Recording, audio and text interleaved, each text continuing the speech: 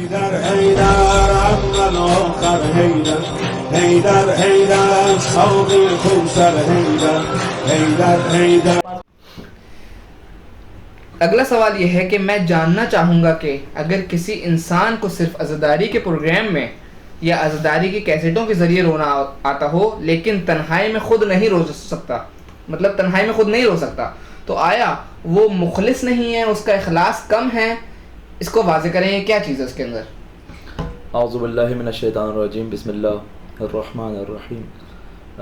نہیں، ایسا نہیں ہو سکتا، کیونکہ جب انسان لائیو یعنی کسی مجلس میں خود حضوری طور پر شرکت کرے، فزیکلی جا کر جب کسی خطیب کو یا عالم کو یا مصائب کو یا مرثی کو جو بھی سنتا ہے، تو اس پہ کیفیت جو ہے وہ بہتر طریقے سے طاری ہوتی ہے، بہتر طریقے سے سنتا ہے، بہتر طریقے سے سوچتا ہے اور تصور کر سکتا ہے ان مصائب کو.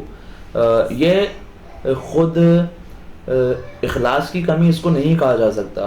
ہاں، شاید یہ ممکن ہے کہ بعض اوقات ہماری عادتیں ایسی ہو جاتی ہیں کہ ہم کچھ امور کو صحیح سے انجام نہیں دے پاتے. جیسے مثلا پہلے ہر گھر میں ایک دور تھا کہ ریڈیو ہوتا تھا، پھر ریڈیو کا سلسلہ ختم ہوا، پھر ٹیلی ویژن کا سلسلہ آ گیا، اب اس کے بعد اس موبائل کا سلسلہ آ گیا. اب ہم دیکھتے ہیں کہ بہت سارے وہ افراد جو پہلے ریڈیو سنتے تھے، پھر اس کا ٹی وی پہ آئے، اب موبائل پہ. اب ان کو ٹی وی میں وہ مزہ نہیں آتا جو موبائل یوز کرنے میں آتا ہے. کیوں؟ کیونکہ عادتیں تبدیل ہو گئیں، ماڈرن دور ہے، دور تیزی سے آگے کی طرف جا رہا ہے. تو اگر کوئی شخص اپنی اس عادت کو ڈال لے کہ مثلا وہ کیسٹوں کے ذریعے سے ہی عزاداری کو سن رہا ہے، کسی کلام کو سن رہا ہے، مصائب کو سن رہا ہے، تو ممکن ہے کہ پھر اس کو حضوری طور پر اس مجلس سننے وہ لطف نہ آئے جو اس کو اس ریکارڈنگ کی صورت میں آ رہا تھا. تو یہ اخلاص کی کمی نہیں ہے خدا نخواستہ، لیکن بہرحال یہ زندگی کی ایک محدودیت ضرور ہے.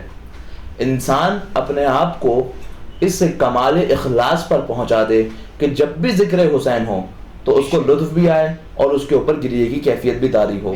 تو بہرحال اپنے آپ کو، اپنی تربیت اس طرح سے انسان کو کرنی چاہیے کہ وہ کبھی بھی کسی بھی چیز کا محتاج نہ ہو.